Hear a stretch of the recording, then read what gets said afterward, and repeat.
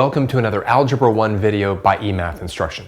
My name is Kirk Weiler, and today we'll be doing Unit 5, Lesson 1 on solving systems graphically. So Unit 5 is all about systems of equations and later on systems of inequalities. And we've talked about systems before in a few other lessons. Today we're going to redefine them yet again, and we're going to look at how you can solve a system graphically. You may want your graphing calculator for a bit of what we do today. I'm certainly going to be using my TI Inspire at one point in time. And some of the graphing we'll just do using sort of like slope and y-intercept and things like that. Anyway, let's get right into it and define yet again what a system of equations is. Here we go. Solutions to systems. Systems of equations are simply two or more equations with the same variables. In this course, it's just going to be two equations. The variables could be x, y, a and b, c and d, w and z. It could be all sorts of different things. Now, let's talk about the technical definition of what solutions to a system of equations is. A point x comma y is a solution to a system if it makes all the equations true. The solution set of a system is the collection of all pairs x comma y that are solutions to the system. See number 1. All right, so in other words, if there are multiple xy pairs that solve a system, then all of them become what are called the solution set of the system. Anyway, let's take a look at exercise number 1. Determine if the point 2 comma 5 is a solution to each of the systems provided. Show the work that leads to your answer for each. Okay, so we talked a few lessons back in a lesson called The Truth About Graphs. We talked about what it means for a point to be a solution to any given equation, right? And it just means that it makes the equation true. For it to be a solution to the system, this point will have to make both this equation true and this equation true. Let's see if this point is a solution to the system in letter A together. Let's do it. All right, so we've got y equals 4x minus 3, and we've got 2x plus y equals 9. And I want to take this point and substitute it into both of these equations. So the first thing I'll do is substitute it into y equals 4x minus 3. Again, I have to be careful, make sure I put the 5 in for the y, make sure I put the 2 in for the x. So I'll get 4 times 2 is 8 minus 3, and 8 minus 3 is 5.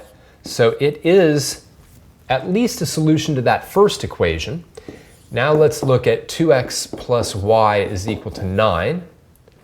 All right, we'll do 2 times 2 plus 5 is equal to 9. 4 plus 5 is equal to 9. 9 is equal to 9, you bet. And because they are both true, this is a solution, right? So that point made this equation true. That point made this equation true. And because it made both of them true, it's a solution to the system. All right, what I'd like you to do is pause the video now and see if this point is a solution to this system of equations. Take a few minutes to do that.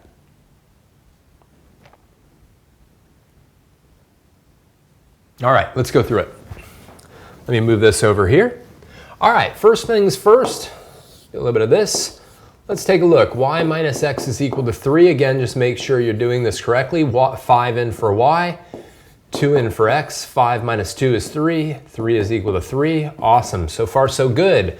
All right, let's take a look at y equals 1/2 times x plus 6. Again, we put the 5 in for y.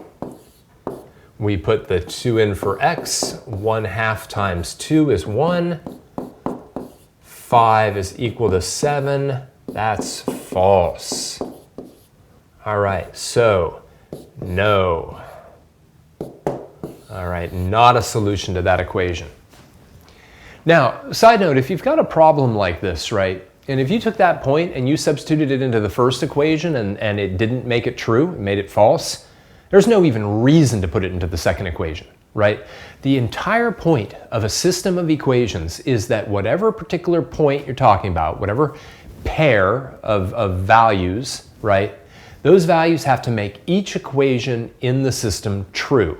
So if even a single one of them is false, it's not a solution to the system. And that is really important because at its basic notion, that is what a solution to a system means. That is what it is.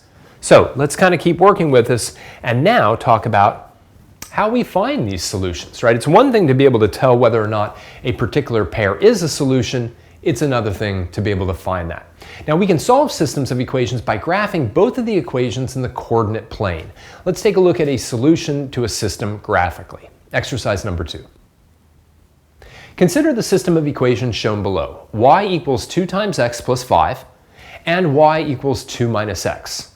Letter A asks us to graph both equations on the grid shown. Okay, great. Well, you should be very comfortable with how to graph lines at this point.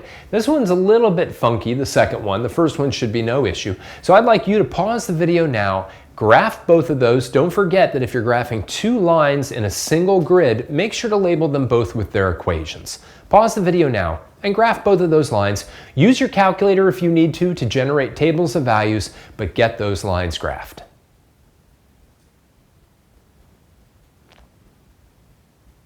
All right, well, first one's first. Let's take a look at the y equals 2x plus 5. Right, for that one, I can plot the y-intercept at 5.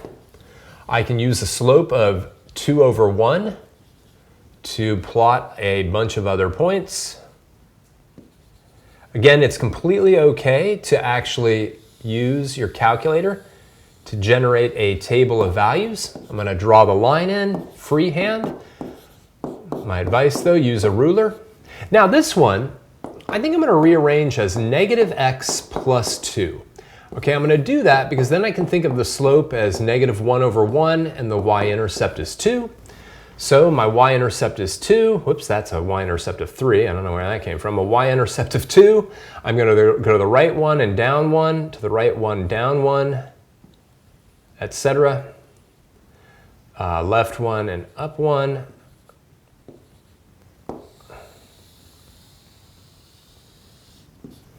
And there is my y equals 2 minus x. Always very, very important. When you graph more than one equation on a grid, get them labeled with their equations. Y equals 2x plus 5 goes with this one. Y equals 2 minus x goes with that one. All right, let's take a look at letter B. At what point do the 2 lines intersect? All right, well that should be easy enough, right? Intersection means simply a point that both lines share in common. Why don't you go ahead and circle that and write down its coordinates?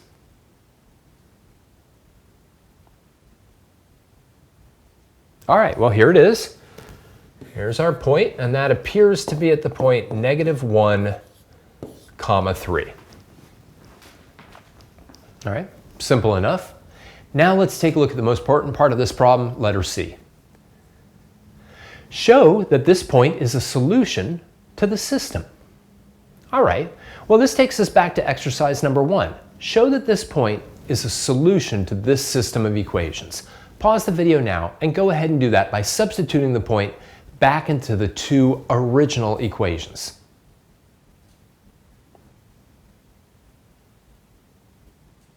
All right, let's do it.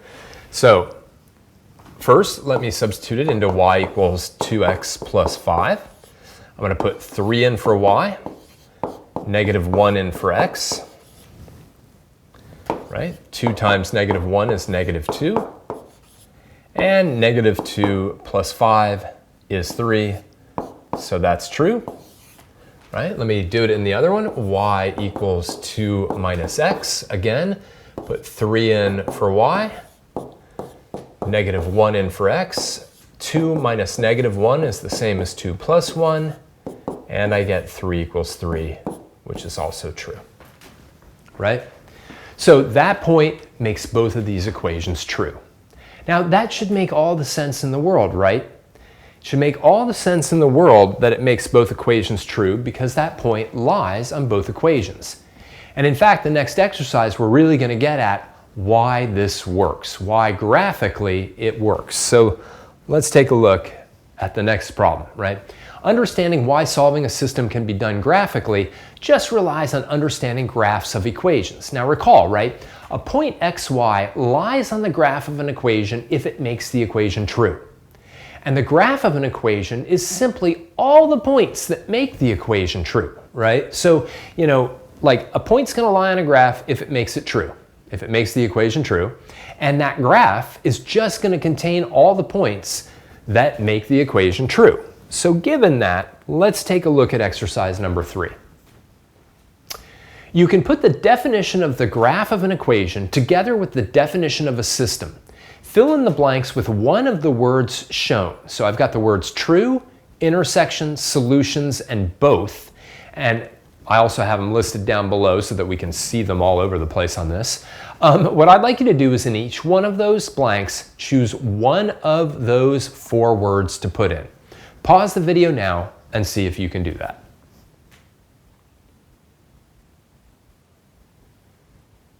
All right, well, what did we do in the last problem? To solve a system of equations graphically, you find the intersection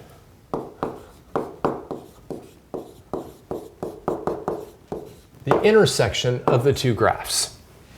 All right. Number 2, this works because any intersection point must be on both graphs. Right? That is the definition of an intersection point, is it's a point that's shared by both graphs. Because intersection points lie on both graphs, they must make both equations true. Right? And because intersection points make both equations true, they are solutions to the system of equations, right? So it's really kind of beautiful logic, right? You know, the solution to a system of equations is any point that makes both equations true, but if it makes both equations true, then it must lie on both graphs, and if it lies on both graphs, then it must be at the intersection point, or points of both graphs, right? So the simple way of solving a system graphically is to find the intersection points. All right? Now, let's tackle a pretty challenging problem. Systems of equations arise in real-world problems all the time. We're going to spend a couple lessons towards the end of this unit just solving systems of equations that have got a lot of words in them. Sorry. Now, solving these systems graphically will often make sense. Maybe I should say will sometimes make sense. Let's take a look at one that's a little bit tricky and really try to grapple with it. Exercise number 4. Janelle and Swetha are taking a 50-question true-false test in their history class. Janelle started after Swetha had already finished 12 questions. All right, that's pretty important. Janelle answers questions at a rate of 2 per minute, while Swetha answers them at a rate of 5 questions every 4 minutes. Janelle eventually catches up to Swetha. How many minutes does it take her, and what question are they on when Janelle catches up?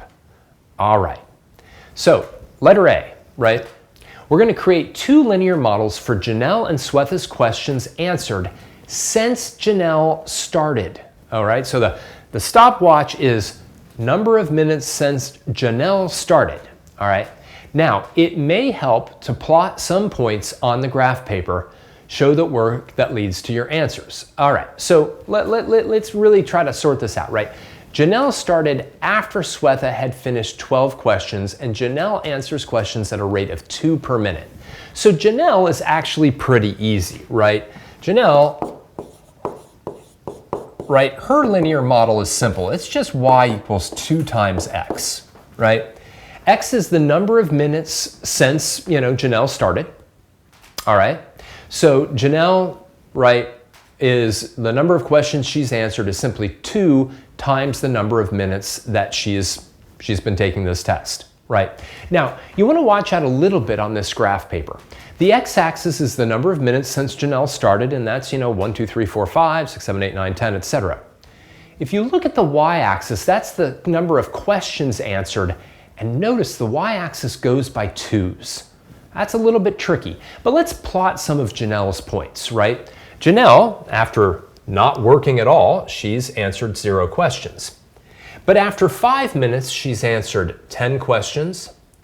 After 10 minutes, she's answered 20 questions. After 15 minutes, she's answered 30 questions. And after 20 minutes, she's answered 40 questions. So it's actually pretty easy, relatively easy that is, to graph Janelle's equation, because it's just simple, right? It's just y equals 2 times x. All right, and in fact, I'll write that down. Now, the harder one is going to be Swetha, right? So when Janelle starts, at 0, Swetha has already answered 12 questions. So I'm going to plot that right away, right? So Janelle has already answered 12 questions at that point, right? And she answers them at a rate of 5 questions every 4 minutes. 5 questions per 4 minutes, meaning that if I go 4 minutes to the right, I should go 5 questions up. Let me do that. Like if I go 4 minutes to the right, now this is a little bit tricky because to go 5 questions up, I have to actually go 2.5 spaces up, and then I'll go another 4, 1, 2, 3, 4, half, and 5, right? And I've got something like this going on, right? And it's a little bit tricky primarily because my y-axis is scaled by 2s, right?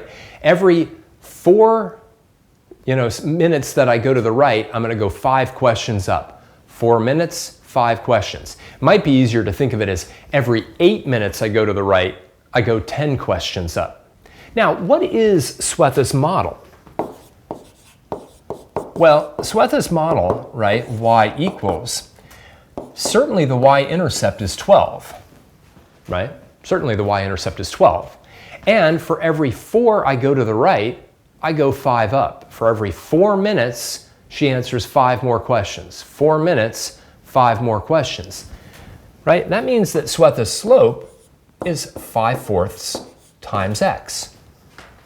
So those are the two models, right? Y equals 2x and y equals 5/4 x plus 12. Now I'm not going to plot any more of those points for Swetha until we get to the next part of this problem. But let's take a look at it. Letter B. Graph the two equations using your calculator as needed to solve the problem. And we could definitely use our calculator here, okay? There's nothing wrong with pulling this thing out, right? And we could put the two equations in there. In fact, let me do that, right? f1 of x, I'll say is 2x. All right, now I have to add another one, so I'm going to hit Menu, Graph, Function. Let me put fx2 in there. That's going to be 5/4 times x plus 12. That's now going to be in red. Now, one of the problems with a graph like this is that the window here and the window here don't even look marginally the same. I mean, they don't even look slightly the same. All right, so I could play around with my window a little bit here. Keep in mind that my x window is 0 to 20. My y window is 0 to 40. So let me play around with this a little bit. I'm going to go into my menu.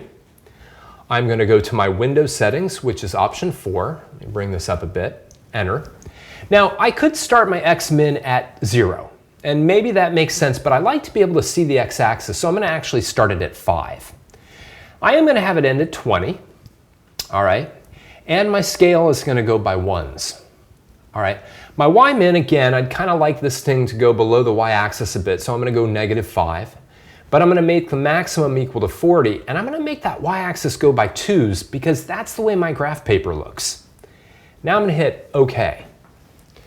Now, this is giving me a little bit more that I can work with, right? I see that line of Janelle's, that one that goes to the origin with a slope of 2, and then I see that line of Swetha's. Here it's in red instead of blue, and it's going like that. By the way, I also see an intersection point right here by them, and the calculator has the ability to tell me what that intersection point is. Let's actually look at that capability right now. If I hit Menu, okay, and I go down to option 6. Option 6 is Analyze the Graph, and I hit Enter. One of the things it'll find for me is the intersection of two curves. Now notice it says lower bound there. All right, I could actually just hit Enter right now. All right, now I stretch this thing out until I get past the intersection point. I hit Enter again. This is going to be hard for you to see, but the intersection point is at 16,32. All right, like literally 16,32 right here. So I'm going to actually now use that to help me finish graphing Swetha's curve. It's going to be like that. All right, I'm going to label Swetha's equation here. That's y equals 5/4 x plus 12. All right, and really the most important part of that is right there, right? Because what I wanted to know was, when does she catch up, and on what question are they at when Swetha catches up to Janelle? I'm sorry, when Janelle catches up to Swetha, right? So how long does it take? It takes 16 minutes. And what problem are they on? They're on problem 32. All right, which is kind of cool. All right. Now, honestly, just given the knowledge that we had in terms of, Swetha's like answering the questions at 2 questions per minute. Swetha is starting after 12 questions, right? Or she has 12 questions answered when Janelle starts, and she's answering them at 5 questions every 4 minutes, right? We could have actually plotted all the points and never even had these models, right? But it's nice to have them, because then when we put them into our calculator, we can use that intersect command to help us find the solution to our system, in which case it's really 16,32. All right, let's wrap this up. So we are going to be dealing with a ton of systems throughout this unit, all right? One of the ways that we're going to solve them, or one of the notions of solving them, is that the intersection points of the equations are the solutions to the system. Now, sometimes we'll be solving systems algebraically, specifically to find those intersection points. In this particular lesson, we looked at how we could use the intersection points to basically find the solutions. All right, we'll work with this a lot more in the coming lessons in this unit. For now, I just want to thank you for joining me for another Algebra 1 lesson by eMath Instruction. My name is Kirk Weiler, and until I see you again, keep thinking and keep solving problems.